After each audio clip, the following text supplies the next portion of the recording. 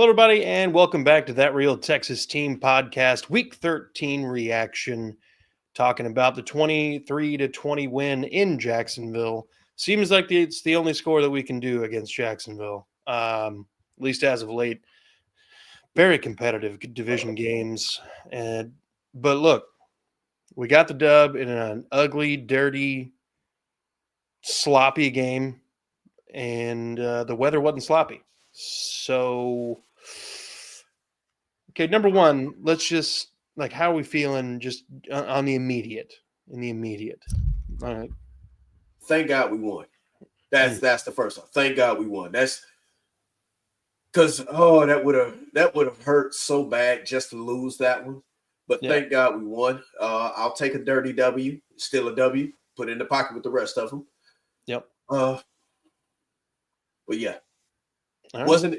It doesn't restore my faith in who the Texans are. It doesn't. Yeah.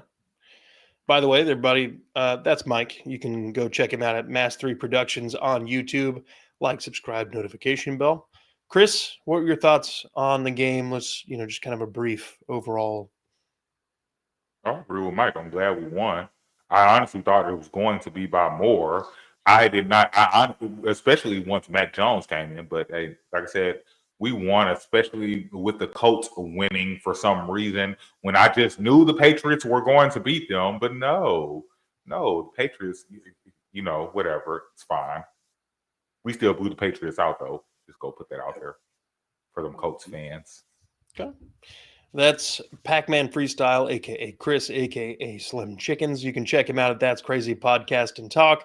Like, subscribe, notification bell. Now he's got an orb. What the hell was that? I have no idea why I did that. I have no idea. Bro, I thought that man was shooting a damn Kamehameha at me for a minute. I swear to God. I have no idea why I did that. Whoa. Sometimes it does that. I don't know why. Every once in a while it does that. But I gotta get that.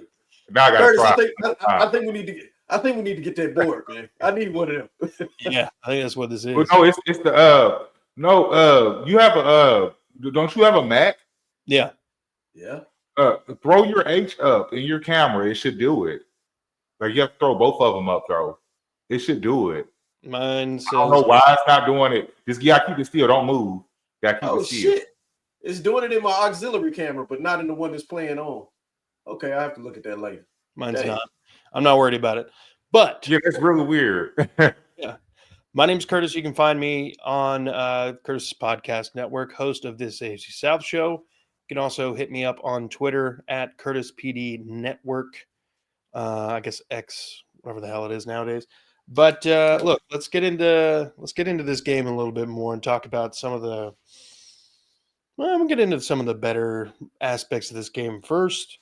Risers and fallers. Yeah, that shit was great. No, let's go ahead. Let's stop hey, that's what everybody want to hear. They want to hear about that Trevor Lawrence hit.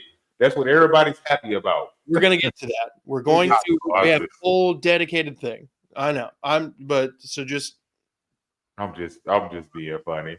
Oh, I know. But that's for them. Letting them know. We got this. Risers and fallers here. First riser, the offensive line. And it was predominantly the offensive line. Pass blocking all day was a little better. I felt like CJ moved around in the pocket a little better than he has in recent weeks. And then the run blocking in the second half and at stretches when we needed it the most seemed to really coalesce just the way we needed it to. Cade Stover threw some phenomenal blocks. Dalton Schultz was even in on a couple of them. I saw that. Irv Smith, even though he's brand new. Yeah. But phenomenal day all around, in my opinion. CJ got sacked a couple times, but he's also holding the ball forever.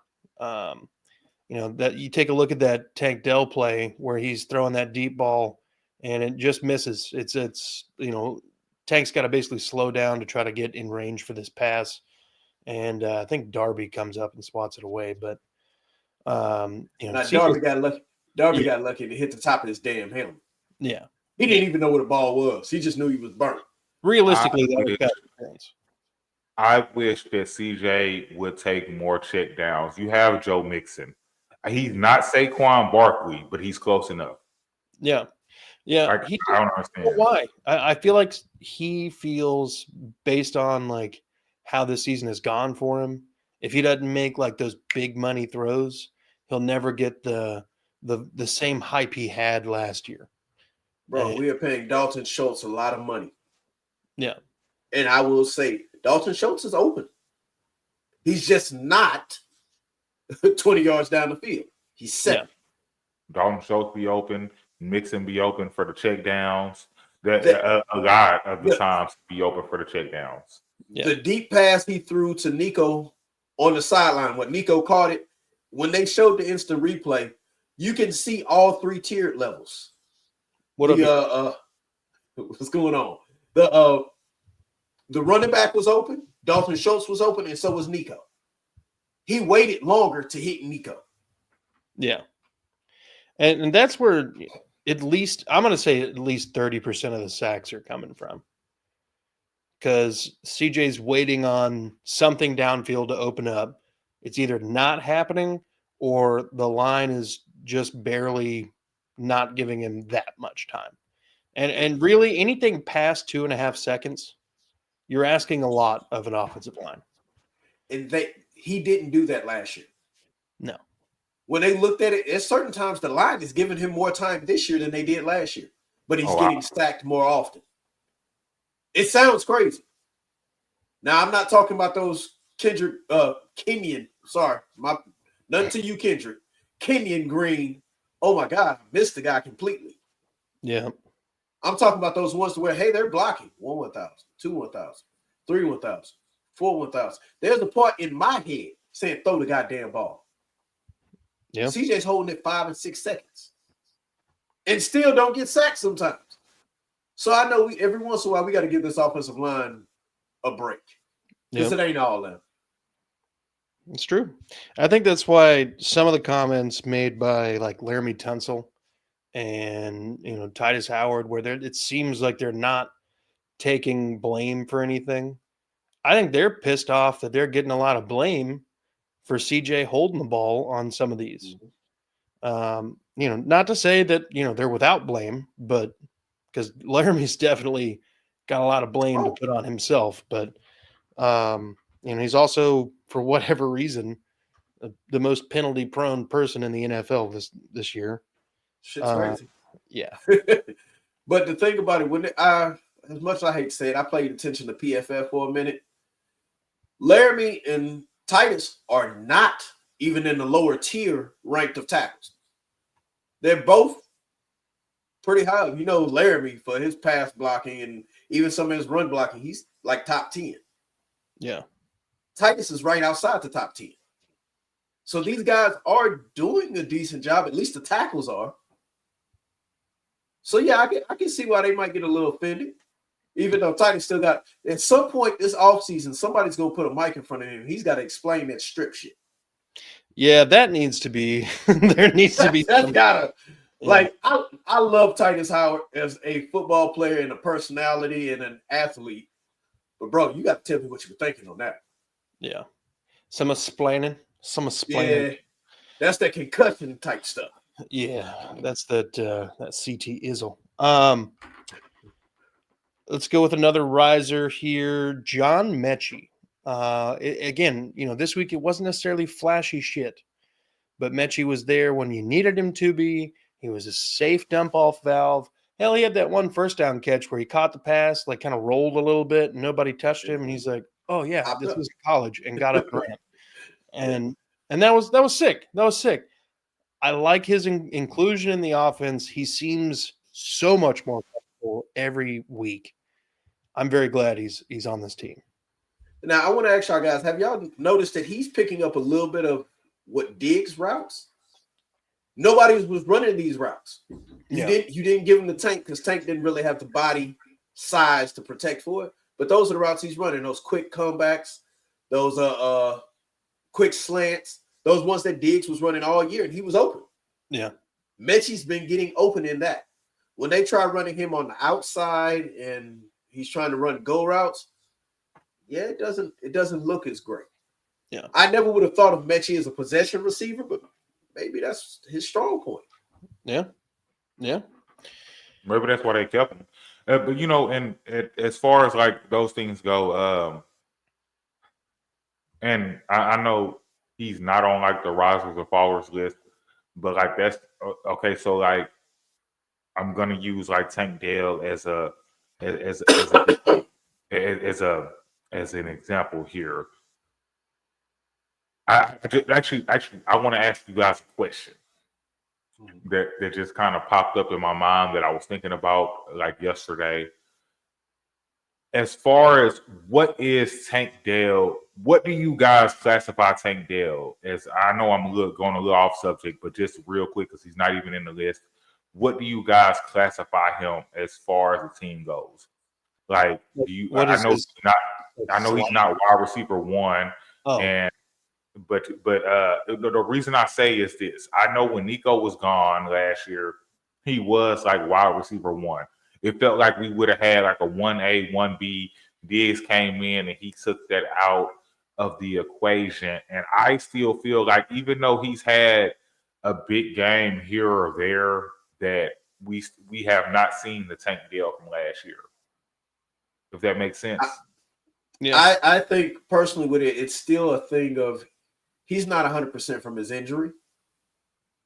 Maybe he is physically, but I think mentally is still something not there. Two, the trust relationship between him and CJ, I don't think is there like it was last year. Because if we were being honest, all last year, with Nico, without Nico, Tank was your big play receiver, not Nico. Even when they were playing together, it was Tank. This year is for some reason, this most recent game against Jacksonville, since we're bringing all that back, that's the first time in a long time I've seen CJ actually try to hit Tank on a deep route. He hasn't even thrown him. Yeah. I think it's I think it's weird that there's a disconnect and like less trust between the two of them, considering all off season we kind of heard about how they were like hanging out all the time, and to start the season it was like Tank Dell and his best friend CJ they've been hanging out, blah blah blah, and then Tank would just do nothing. I think that last year we had a lot of instances of Tank Dell getting behind the safeties or on a busted play, cutting across the field and getting open way deep downfield. So I think defenses kind of got wise to that, and it's just like I don't care what you got to do, you're staying in Tank Dell's hip pocket. Don't let Tank beat us. Don't Yeah, let Tank beat us. exactly. I mean, he's a solid weapon, and I think teams are recognizing that, and that's. And Yeah, go ahead. I also think that's part of the reason Nico's getting open like that. That's because there is an onus in the back of that safety's head. Don't let Tank beat us. Don't let oh shit, there go Nico. Yeah. It's like that's how it should work. That as much as I hate to even make this comparison, that's how it works with Cincinnati. Yeah. Oh my God, don't let Jamar kill us. Don't let Jamar kill us. Don't. Oh shit. Hey, who the hell is holding T. Higgins? Yeah. Is nobody gonna hold T? Oh, so I gotta hold both of them. That's the line. That's how I wanted to get back with it. It was like, okay, damned if I do, if I don't. I gotta double team one. Right. All right. I'm sorry, I didn't mean to throw us off there, but that's something because I've been curious about that all season. I mean, I know he's had a couple of big games, but it's just something that kind of Yeah, you good, bro? I always talk about Tank. Any Cougar, I'll talk about Tank. Next riser, Joe Mixon, coming off of a poor performance against the Titans. He comes in, does the damn job. And, I was a little worried after he missed his like 5 games or 4 games earlier this year that we might just kind of have like an injury prone guy.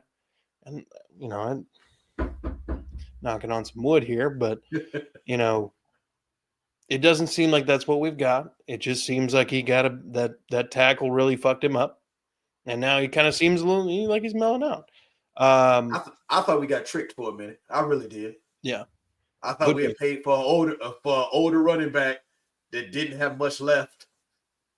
And the injury, like, okay, yeah, he looks great. Oh, injury. Oh. Yep.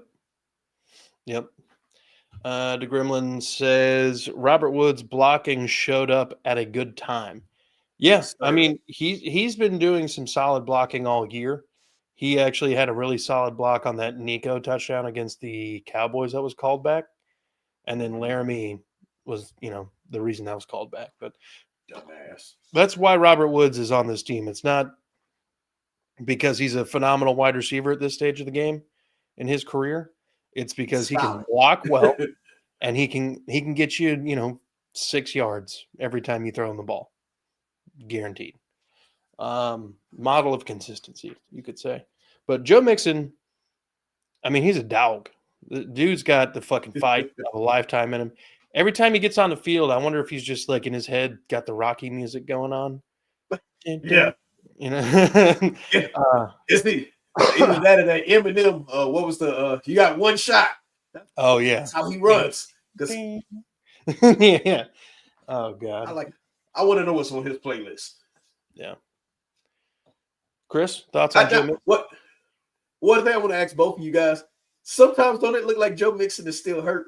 Like when he breaks out and he starts running, like his gait seems a little off at times. Yeah. Like he's trying to outrun people. Probably is. Yeah. But it also might be I don't know. That also might be the way he runs. Kind of like how Isaiah Pacheco looks like he's mad at the ground when he runs. Yeah. Oh yeah, he does kind of look like. So I think that's just how he runs because he got hurt really early in the season. We probably have to go back and watch week one. That's probably how he runs. I think Joe I Mixon, think you're right. What Joe Mixon does, I'm not surprised. Yeah, he did, Gremlin. Great addition. He's been a way better addition than I thought he was going to be. Yeah. Just going to be honest. I didn't think he was going to be what we're seeing. Yeah. All season. I know he doesn't have great games all the time, but I don't know. I don't know. Now, what I will say is that is the only thing I miss Kenyon Green for is Joe Mixon. I miss Kenyon Green for Joe Mixon. I don't care. You know how Jeff Saturday talk about them pancakes? Man, I'll be watching Kenyon Green out there on the run. I don't know what it is. Like I can't stand his pass blocking, but his run blocking is miraculous. You know how crazy you are right, so true. That it's crazy certain times when watching offensive line, he looks like he's the only person that can run block. Yeah. but to be honest, everybody else is just out there in the way. And he's like, move. Next. Like he would be a great one. Okay, so like you know how and I know I'm getting a little off subject, but it's still gonna be about Joe Mixon. You know how like they pull linemen to like jump out in front, like how Detroit does like Penei Sewell.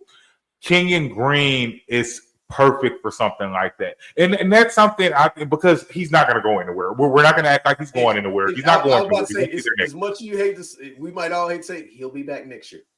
And he'll be back next year. I think that'll be a great scheme to start using him in the run block. Just let his man go because he can't block him anyway. Let whoever in front of him go and swing around and block whoever's in front. And I think he'll be great at that. Do you guys remember what Kendrick Green was doing in Pittsburgh before he was traded to us? Exactly. He was playing fullback. That, Yep. I think that might be Kenyon Green's career-saving move, honestly, because then he gets to run block basically the whole time. If we just get him to cut down, if we get him to cut down to like 270, just imagine having a 270 run blocking fullback. Now Patrick Ricard is like 300 pounds. And the great thing about that is technically his pass blocking will get better too. Because the fullback gets the running start. Yep. He gets the running start on pass blocking. Yeah. Oh shit, we might have solved it. We might have solved Kenyon. Oh man. Last risers on the list, but before we get on to that, we got 11 people watching. Go ahead, hit the like, subscribe button, hit the notification bell so you don't miss any future content. Thank you for checking in with us, watching. Last risers, Dalton Schultz, Cade Stover. They've been on the risers list for a little bit now. It just seems like the tight end play has gotten a little better each week. Not necessarily so much from Dalton Schultz, but a lot of Cade Stover over the last couple weeks has gotten better. This week was the first time that Dalton Schultz was putting together 75% of a game. And with the amount of money we're paying him, it's kind of crazy that happened in week 13. But whatever. Thank you. Yeah, thank you. Now, if you could do us all a big favor, Dalton, don't fucking hurdle people. What the hell are you doing? Oh, watching that game, even my son said, "What the hell? I didn't know you get up like that." He can't. I mean, he kind of cleared him for a second. Kinda. I was like, what? And then he fell and kind of looked like he got hurt, and I was like, shit. Reality set in, like quick. gravity. Yeah. But these two guys, their run blocking was great last week. Their pass plays were crisp. Hell, it even seemed like Bobby Slowick was able to scheme up ways of getting them wide fucking open many different times. He schemed Cade open last week for a touchdown. Did the same thing this week to Dalton Schultz. So, tight end room is looking hot right now. Chris? So like you're saying, no, go ahead, and I'll say what I have to say. You remember we said earlier this year that Cade Stover was going to get better and better as he played more? Mm-hmm. Nostradamus. I'm just saying. Oh yeah. That's literally what it is. He's just getting more experience on what the NFL is. Yep. And it's just going to bode well for CJ. But Chris. So number one, as we're talking about the tight end room, I will bring up I miss Brevin Jordan. I miss you. Get well. Come back next year stronger. Number two. Okay, so as far as the tight ends go, is it really Bobby Slowick scheming them up, or they're just getting open? Because I just do not believe. I just, for the life of me, I know he calls the plays. I just for the life of me, I'm going to do it. Tight ends don't get that wide open. In the NFL, they just don't. They don't get that wide open. Dalton Schultz, but they can get that wide open when you got a Tank Dell and a Nico Collins. How does a guy that's 6'5", 6'6", 265 sneak anywhere? That is true. A guy that big not sneaking. It's a left tackle out there running around. Yeah, that is true. I don't know. I'm just. It takes some. All right, I will. It's just, man. I'm really iffy on this. All this play calling.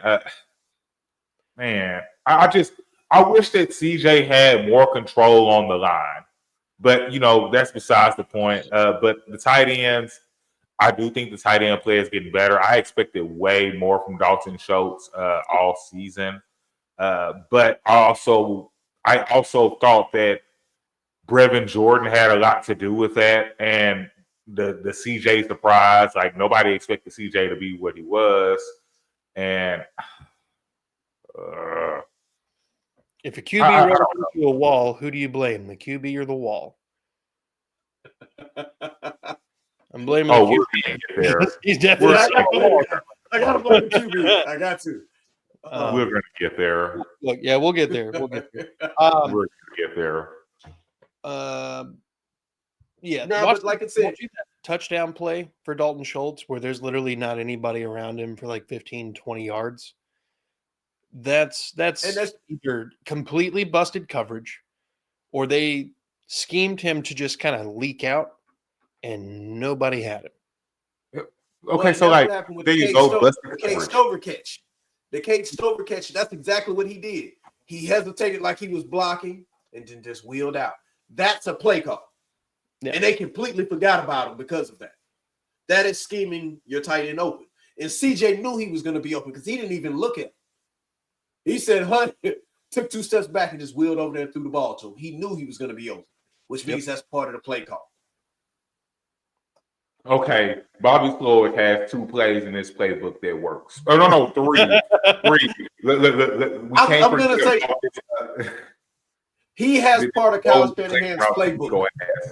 There's a lot of plays in there that work. He just can't seem to call them at the right time. Okay, there you go. I don't want to get all on Slowick, but I also think that CJ made him look better than he actually is as a play caller. We'll get into that here in a little bit as well, because after we talk about the Aziz hit and everything else, we have a whole Bobby Slowick segment. But here's the fallers.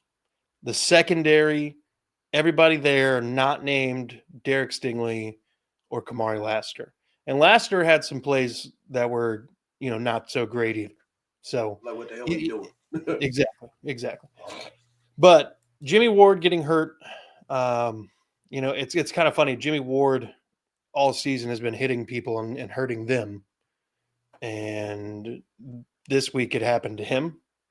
I don't know what the colorblind aggressive hitting mentality is on the defense, but good God, if we could hit the other team, that would be solid. Just once. Well, no, not once. Well, maybe it happened once. We'll get into that one. Like the secondary getting cooked as bad as they did after Aziz went out, after Jimmy Ward missed a little bit. We knew that there was going to be issues after Petrie got hurt and wasn't going to be available, and we were questioning how it was all going to shape up. Hold on, I got to put this one up. Jimmy Ward didn't hurt anyone in the fight. I'm disappointed as hell. That sounds about right. Yeah. Oh God. But Jimmy Ward played pretty good in the Petrie role this week. Again, it did not look like Trevor Lawrence was really playing all that well before he got hurt. He probably could have had 3 interceptions, but for whatever reason, he just got a little bit of the football. Okay, now I really want to get to the segment very quickly. Let's get through the callers because I got a bone to pick with you for real, Aziz. But anyway, we'll keep going. Yeah, because the thing about it is that other guy Mac came in there slanging the hell out the ball. Yeah, like he was trying to earn his job back. I was like, damn it. Why does the backup always kill us? Why? Yeah. But yeah, the secondary, Kalen Bullock didn't really do much this week that inspired a lot of confidence in me. Eric Murray got toasted a few different times. They got crossed on a couple different routes. It just was not the healthy looking defense that you want to see in a game where you're playing an offense that's not very good this year. It's an this offensive line it's inferior. Yeah. Look, their offensive line is patchwork at best, and we weren't able to get to either quarterback at all. No sacks. Brandon says on Chris Long's Greenlight podcast, I got him to say magnesium is important. If you have low magnesium, you may run full speed into disease. Shit. Shit. That is ridiculous. Oh man. But that bleeds into my next faller, the pass rush. Non-existent. There was really no pressure put on either quarterback back there for the Jaguars. They were able to. Man, they got some great levels. They got some great tackles. No, they don't. No, they don't. No, they don't. Not at all. They traded that starting tackle to another team. Yeah. Cam Robinson is in Minnesota. Our guys looked tired. Yeah. Like they didn't have the juice. They didn't have the energy, that swarm mentality. I'll be honest, I don't think I saw it all game. Yeah. This was the most piss happy going on a bye week. Yes. Oh my God. Another faller, and this is kind of a twofer here. Bobby Slowick and first half play calling. All year, the first half has been without a doubt our best half of football. This week, we got 6 points in the first half. You know what happened, right? Bobby Slowick read the book backwards. That's what it was. Oh, well, yeah. Yeah, his first half thing, he read in the second half because he wasn't paying attention. Yeah. Left tackle Litter before the game. Will win them. Yeah, Little's not to be fucked with. He's not too bad. He's a young player. Talking to Isaiah from Third and Teal, they're really high on him. It's just he's not very consistent, but he was pretty consistent all game against Daniil Hunter and Will Anderson. He's a monster. They also threw a lot of extra protection pieces in the way when it mattered. Yeah, I mean, they also weren't really kind of pressing the issue a lot. A lot of times they were just sending for and banking on the fact that the secondary was going to be able to do what they've been doing all year, and just wasn't the case. He's right. Jacksonville kept their running backs in most of the game. I'm used to ETN and even Tank Bigsby getting more passes, but they were in the back helping with the pass rush. That really wasn't coming. It wasn't like I'm not going to give all the credit to Jacksonville. God, no, I will never do that. I can't. I would be lying, and I don't want to lie in front of all these people. I don't want to do that. If I'm just telling the truth, it was we just didn't come with it like we normally do. Yeah. Yeah. All right. It's time. Let's talk about it. Ladies and gentlemen, Trevor Lawrence went night-night in the middle of the game. I'm sorry. That was that was good. So look. He didn't have a choice. No. Look, real talk. This particular play, there were wrong decisions made, more so by Azeez, but there were some wrong decisions made by Trevor Lawrence. Wrong decision number one by Trevor Lawrence. Why are you trying to run at a guy that you know is very, very aggressive? He wants to kill you.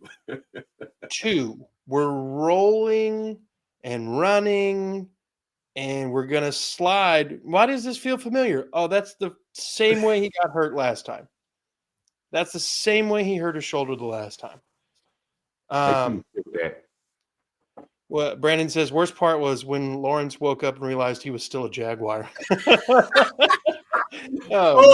come with their fire today. I love that. Dude, he is. Brandon is got. See, now, when I was coming up with the jokes last night at like 2 o'clock in the morning, I was expecting laugh riots in the group chat, but I didn't go to sleep. I didn't go to sleep till 4 a.m. My wife got mad at me. I was laughing my ass off. I'm like, he's so going to hell. I woke up seeing that shit, but I was asleep whenever you were sending that shit because I had to get up 3 hours later. Oh, damn. But look, Azeez made a lot of wrong decisions. Number one, with as big as Trevor Lawrence is, when his ass started to slide, it takes his big ass 3 yards to stop sliding. And then there was still about 1.5 yards of difference between Trevor Lawrence's body and Azeez deciding to launch. There was enough time for the brain of Azeez to be like, okay, he's sliding. I could hit him, or I could kill him. Now, I don't necessarily think he was trying to knock him out. I think he definitely likes to hit. I think that's his big thing. I think he likes to kind of make his presence felt through the most physical means in this game. But he did tackle him with his arm. Azeez tackled him with his arm. His arm. Apparently, you aren't supposed to tackle with your arms. Who knew? Well, look, he led. He's got his whole body weight going behind him as he's running and launching himself. You've got a lot of force that he is essentially using his forearm, which had the brace on it, as Chris had mentioned earlier, and he's just sending it across the face. Now, the way that Trevor Lawrence's head hits the grass and is just like, you could see, like, Azeez has got, like, body weight on his head. His head doesn't bounce. It goes and stays there because of the pressure. Azeez threw way more into that than he needed to. There's like 12 mistakes in that for him. Guys, I'm going to take this back to you. Back for just a second. He hit the truck stick on defense. Yeah. Yes. That's exactly what he did. Yeah. Trigger up. Yep. DeGremlin says Aziz was trying to give the Jags a chance. Oh, man. He did. He did. And then, another bad decision for Aziz was, why the hell are you making a scene after everything's been calmed down? The penalties have been levied. You're ejected. I don't care if somebody is calling, like another player's calling you the worst possible name you can think of. And they were. I know they were. Oh, they definitely were. Anytime I've ever been on a football field, no matter who I'm playing, somebody's jawing the entire time. You could kick their ass. The same play, they're going to get up and be like, that was weak shit. That was real weak shit. And I don't even want to go like with some of the shit that I've heard in my life, but oh man, God, the comment sections. DeGremlin gave him a generational nap. Oh, Brandon. Oh, shit. That motivated their team. Maybe Lawrence needs to slide late more often. I don't. And this is another thing. I don't think he slid late. He's just so large that his big ass takes a while to fucking stop moving. He started sliding 3 yards before his whole body was on the ground. Trevor Lawrence got some really beautiful hair. Maybe Aziz was looking at that and was like, "Oh, look at that." Sunshine. Oh, shut up. Oh man, but no. The thing is, I didn't notice it till you told me, Curtis, when we were talking before we got on here. I didn't notice he's actually is bigger than Josh Allen. Yeah, he's huge. I didn't know he was he's huge. And wait a minute, I have to point this out. The TV did not help matters. When Trevor Lawrence was sitting in the cart and they were dropping and they zoomed in on his face, did you see how small his pupils were? Dude. His pupils were tiny. I was like, oh, he is done. Yeah, he has no idea where he's at. No, not even a little bit. Brandon says, so he sucks at sliding, peak Jaguar. If he hit him any harder, he might have ended up implanting him in the field like the Easter Island head he is. Good God. Can't call them scrambled eggs anymore. Now they're Trevored eggs. Lord. Oh, shit. I feel like I can say mine now. Yes, you can. Go ahead. All right. I haven't seen a hit on somebody so defenseless since Henry Ruggs. All right. Now that my seat in hell enough time has passed. Yes. Now that my seat in hell is pleasantly secured. Yeah, but you look like you're gonna have some company. Yeah, well, that's all right. Everybody comments. Yeah. So look, after the hit, obviously the big fight happens. Then there's more jawing after the penalties, and Aziz and Brandon Scherf are chirping at each other from like 15 yards away. And Aziz loses his cool, takes off his helmet. He's running around kind of in the end zone on the Jaguars side of the field. And like Antonio Brown. Very Antonio Brown-esque. It was gross like that. And I didn't think about it till y'all just said it. Yeah. And then Will Anderson Jr. is escorting him to the locker room. Fans are throwing drinks at him.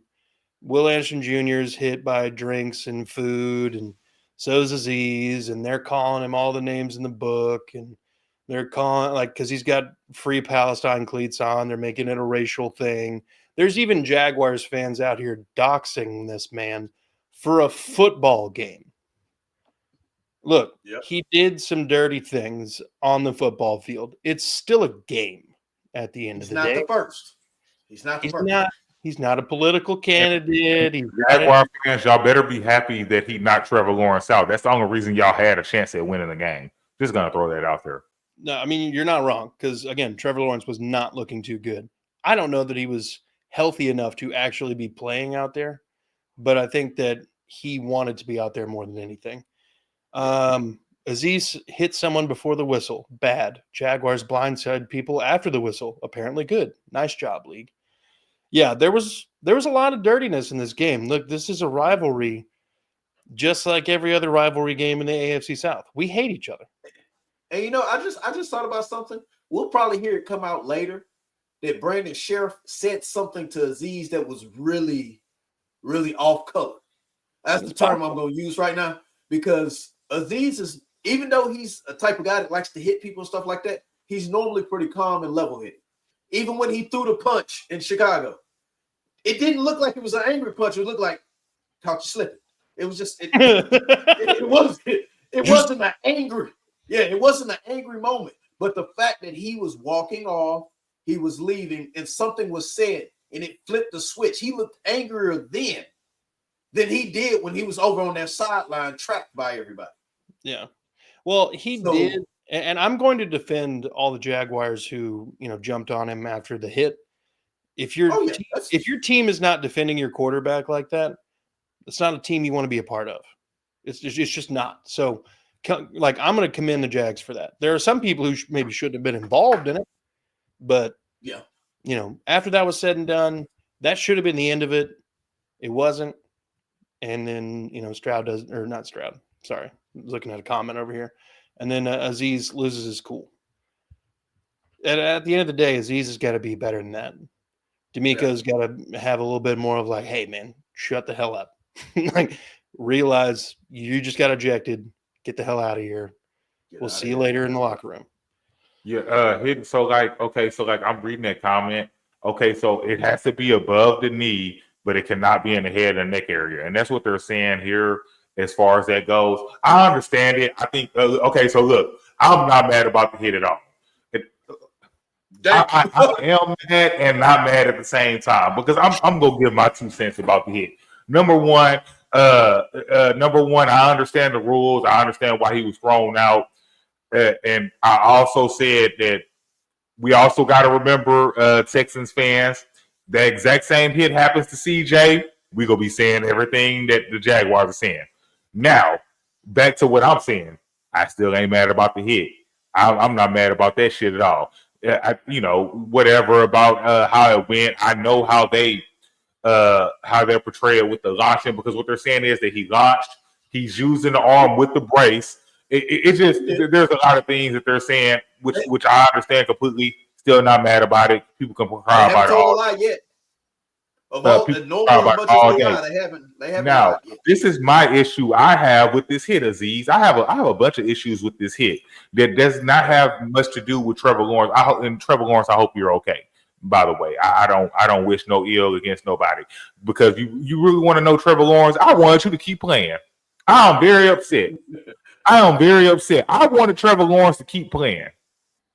I am very upset with it. Aziz, if you are listening right now, Aziz, I have an issue with you hurting an already hurt quarterback. He was already hurt and he was playing bad. He shouldn't have been playing to begin with.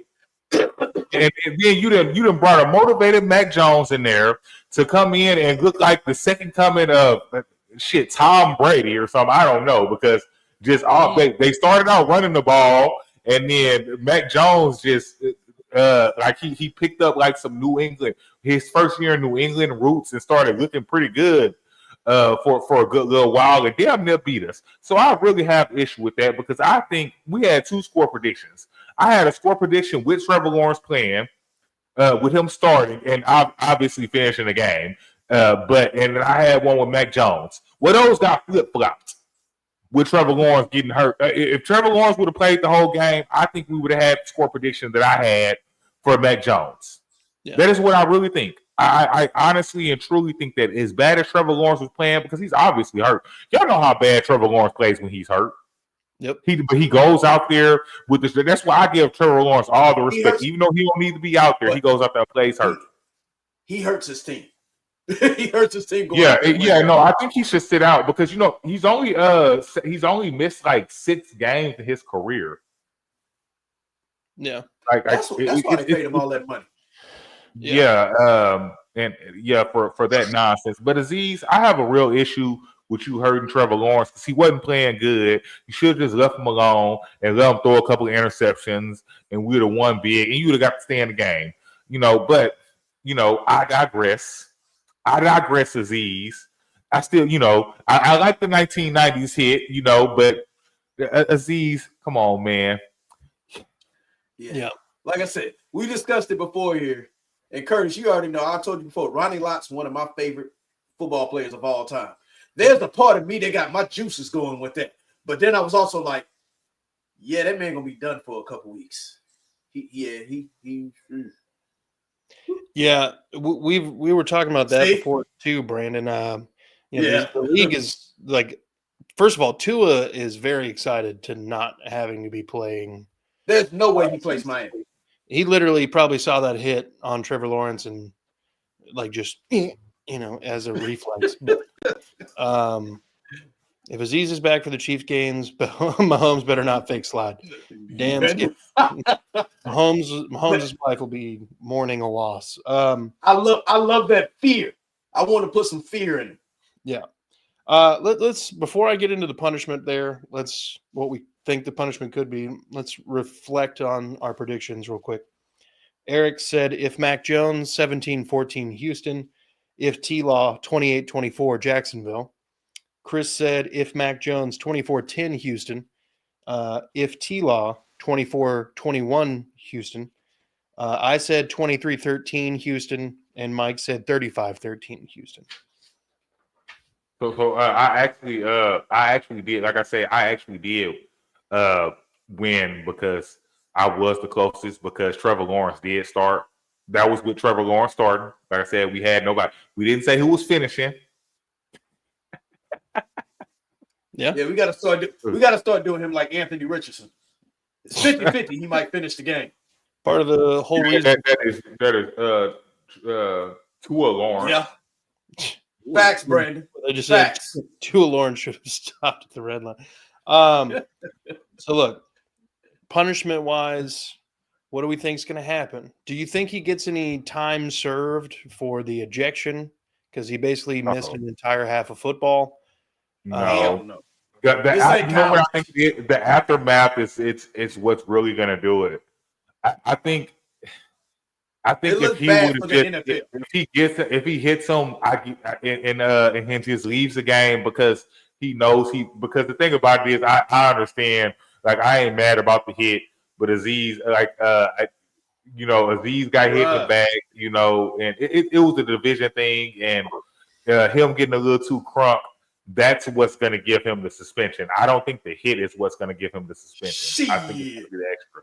Well, maybe the hit was. I saw the hit on CNN, bro. That looked bad. It's a black eye for the NFL.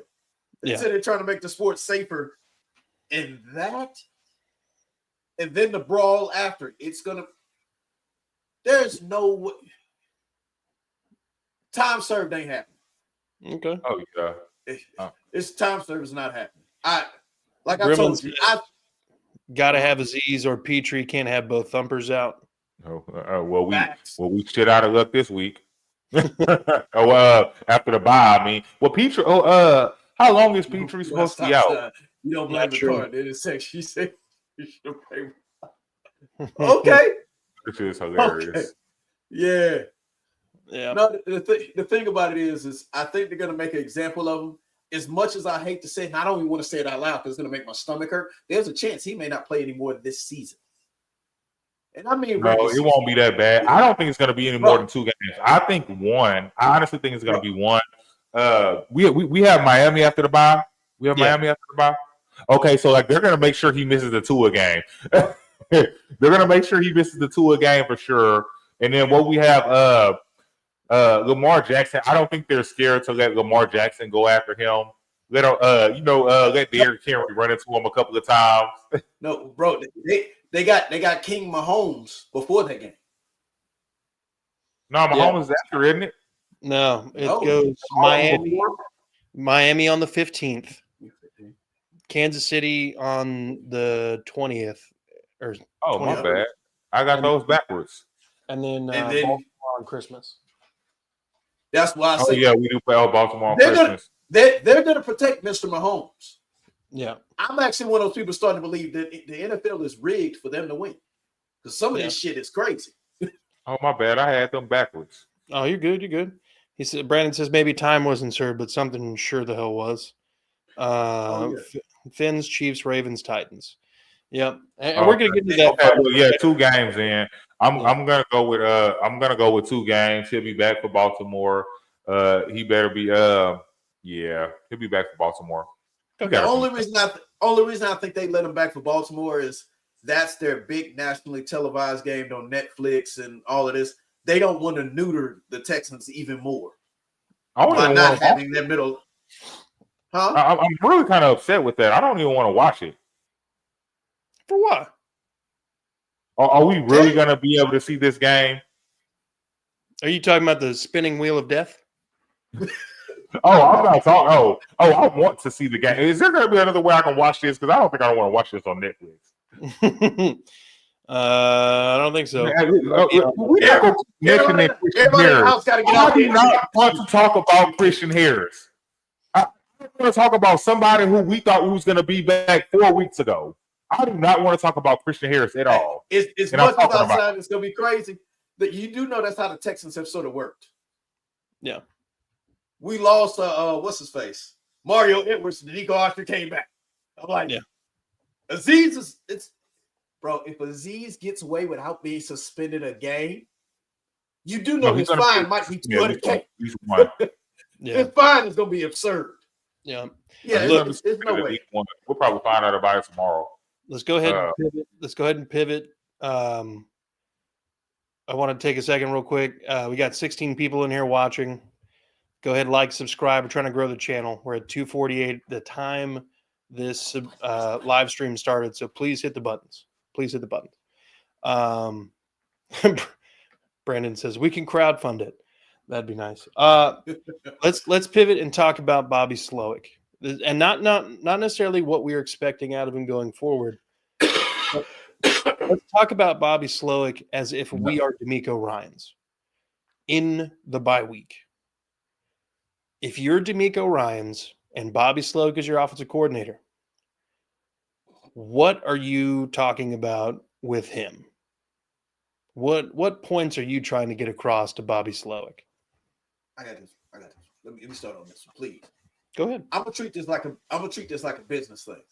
Let's say, Bobby, you're off for the next 4 days. After those 4 days, I need you to come back to me with 3 different possible plans you have to fix this offense. And I want fully fledged out plans. I don't want, maybe we throw the ball a little bit more to Tank Dell. No, I need an idea of how you're going to fix this offense and what you truthfully believe the problem is. And you're not allowed to come back to me with it's a personnel issue. That's completely unacceptable.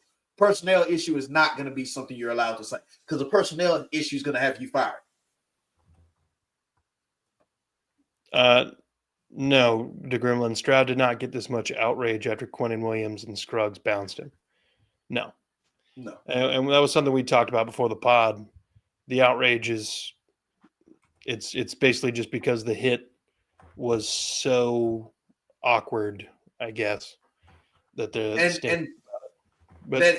from Quinnen Williams was partially based on that Jets turf. Any other building, CJ probably doesn't get a concussion. Yeah. With concrete with grass on top, something's bound to go wrong. But no, like I said, he'd have to come back with a couple of different plans. I'm not going to accept the one plan that he comes back with. He said, I spent all these days working on this one plan. Bro, you got to give me options. And me as a head coach, knowing that my job is technically on the line from the bullshit you're pulling, I need options, and I'm going to choose of those options. So you better give me some good ones. Okay. And if none of your options are good, Gerard Johnson, you ready to call plays? Yeah. Suspend the Jag Stadium 1 game for hurting Lawrence. Chris, if you're DeMeco Ryans, what are you talking with Bobby Slowick about during the bye week? Bro. That's not a good start. Because see, when we talk about Bobby Slowick, It is. I have a very hard time talking about Bobby Slow because whatever D'Amico's telling him isn't working. Nothing changes. Like maybe that's how I need to start. So so I have to walk in as D'Amico. D'Amico too nice. He too nice. As hard as he used to hit people on the football field, he is just too nice. Like, what? I feel like that's how Aziz would be as a coach. He'll just be too nice, but hit motherfuckers hard on the football field. But anyway. Well, he's always smiling, so yeah. I'm just saying, I don't understand. But for real, always smiling. But my thing about it is, if I am D'Amico talking to Bobby Slow, I'm sitting him down. And matter of fact, I ain't just sitting Bobby down. It's gonna be Bobby and a bunch of people, but we will just stick with Bobby. I'm sitting Bobby down, and I'm like, Bobby, like, come on, man. Like, we got to do something. Like, I am every week, man. I know you see what these fans are out here saying. The fans are calling your plays, Bobby. And if the fans are calling your plays, what do you think other people are doing? Because there's no way you don't see what people are saying. It's the same. He's a googly, It's just the same. It's the same thing every week. I mean, and literally since week one, and I've literally been saying, I'm not gonna say I've been saying this since week one, but at least since week 3, I have been saying the same thing about Bobby Slow and his play calling, and it just gets stale. It's like one drive, and I'm not even gonna say drive, 1 3 and outs. It's pass. Oh, that didn't work. So you know what we're gonna do? We're gonna run. Oh, damn. And it just, no mix up, and it's really stale. And then I feel like he's just hoping for maybe Stroud to save me, or maybe mixing a breakout for a big run. And that's honestly what I feel like Slow would be doing. I think he feels like, oh man, CJ Stroud is going to save me, or Joe Mixon's just going to run somebody over. Like, that's really what I feel. And it's so sad because I actually thought that he was at least a decent offense coordinator. But like I've been saying all season, I think CJ made him look better. People could say what they want about CJ, could down talk CJ. CJ is that dude. I just think right now he's seeing some ghosts. I do think he's in a little slump. And I think also he has a little injury thing going on, and he's just playing through it. But that's besides the point. I honestly think D'Amico just needs to be man, I like I said, okay. I think he needs to talk to him about situational football. Yeah. Maybe that's D'Amico, maybe D'Amico's not the person to have a conversation. Yeah. Maybe. Well then, we're out in the first round. Who the fuck we gonna play? We're gonna play the Ravens. We're gonna play the Chargers and the Chargers. Yeah. Did they win yesterday? They lost yesterday, didn't they? No, they beat the Falcons. Okay. Oh yeah, because Kirk Cousins threw like 5 to 7. Yeah. So like we're gonna I'd rather play Baltimore in the first round, as bad as it sounds. But we're going to be out in the first round if D'Amico don't put some fire. I don't want to talk bad about my team like that, but I'm just telling y'all. And if people come back at me when we win, I don't want to hear nothing. Whatever, clip it. I don't care. If they don't fix what they got going on right now, you know what? No. This is what's going to happen. Whoever we play in the first round is going to be a team that we're not supposed to beat. We're going to blow them out, and then we're going to lose in the second round like we always do. That's what's going to happen. But besides the point, and then people can say whatever they want. I just wanted to get to an AFC championship this year. I didn't want a Super Bowl. We ain't never been. I just wanted to get to an AFC championship. And then, Super Bowl is great. But to get to an AFC championship with the hope that, we can maybe go to the Super Bowl, but I just don't see it with the way it's coaching. A lot of this is coaching. It's not all on the players. Of course, CJ's playing, but it's coaching. A lot of this is coaching. It's just I'm being honest. A lot of it's coaching, and I think if D'Amico don't start lighting fires under people's asses, people go light a fire under D'Amico ass, and we'll see what happens. Yep. What I'm saying is maybe Nick needs to come down from upstairs. It might be a thing. Might be a thing. Because the thing is, Nick worked for this guy. Y'all know that guy from New England? What the hell? What did you see that I missed? No. Oh my bad. I know you were talking, but oh my god. That last one. Oh my god. Oh god. Yeah. I'm sorry. Okay. No, you're fine. Oh man. No. Nick worked in New England with a guy that had no issues firing anybody. Yeah. So he's from a mentality. It's probably not going to be with, bro. Wasn't him and the old preacher? Wasn't they friends? Yeah. And who you think walked him to kid? Yeah. Easterby. Who you think walked him to his car? I'm imagining it had to be Nick. Yeah. And so Nick doesn't have a relationship with Bobby Slowick. No. He ain't got to be your friend tomorrow. He ain't got to be your friend today. When we being completely honest, D'Amico's your boss. But Nick's D'Amico's boss. Yeah. Yeah. When your boss's boss come talk to you, it might be time. If I'm D'Amico, I'm sitting down with Bobby Slowick, and I'm bringing in what's our defensive coordinator's name? Matt Burke. Matt Burke. I'm bringing Matt Burke in with me because Matt Burke's been around the NFL for a long time, and he's been a coach for a real long time.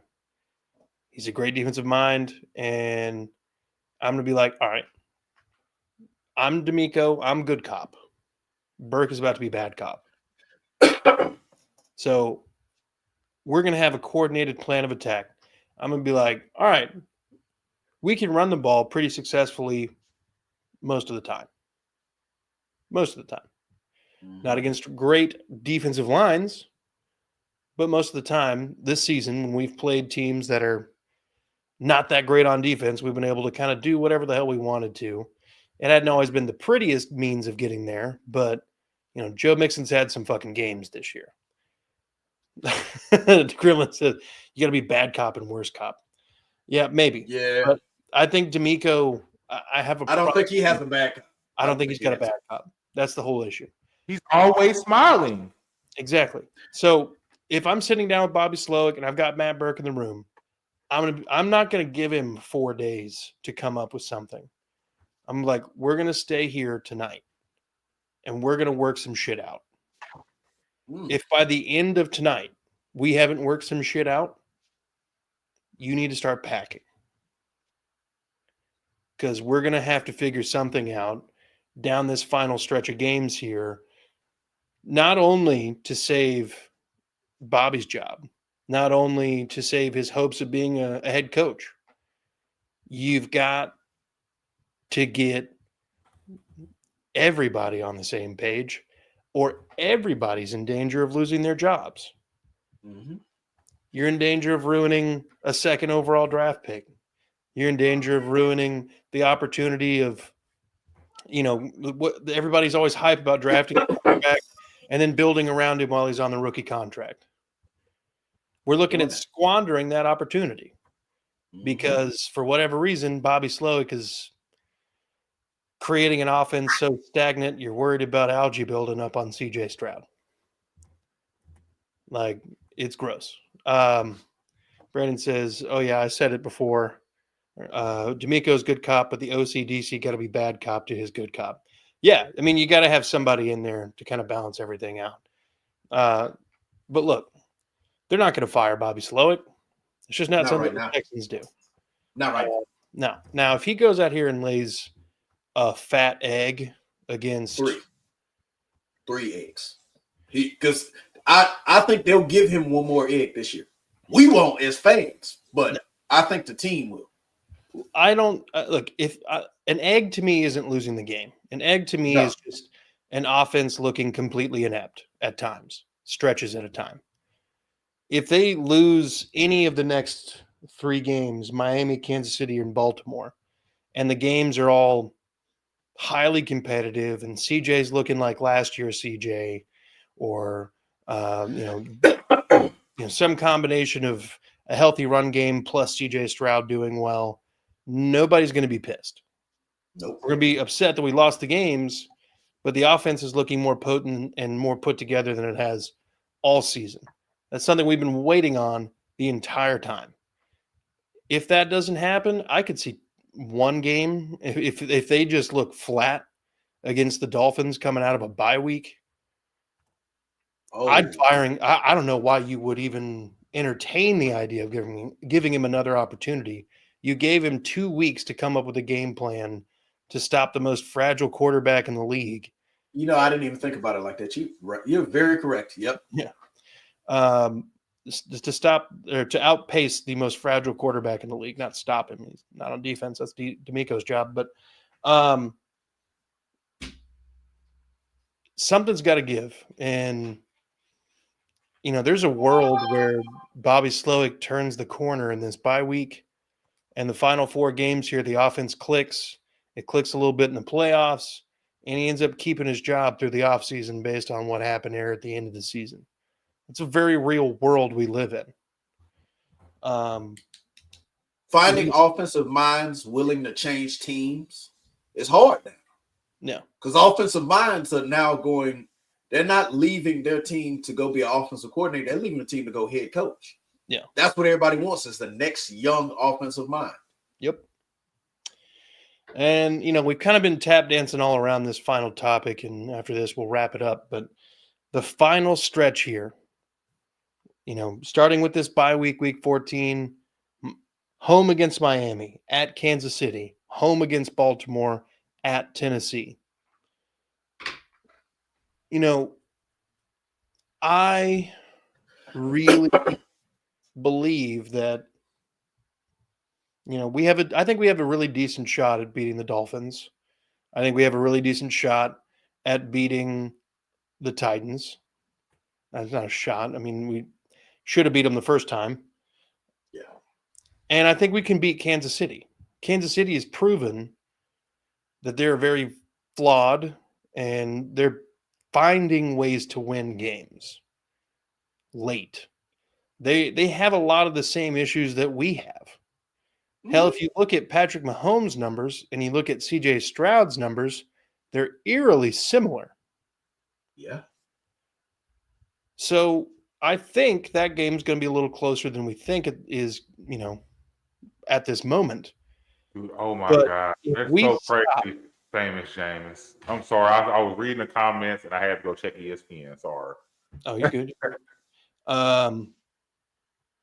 Sign Trey Smith or Mekhi Becton, draft Tyler Booker or Donovan Jackson. Interesting. Broncos pick 6.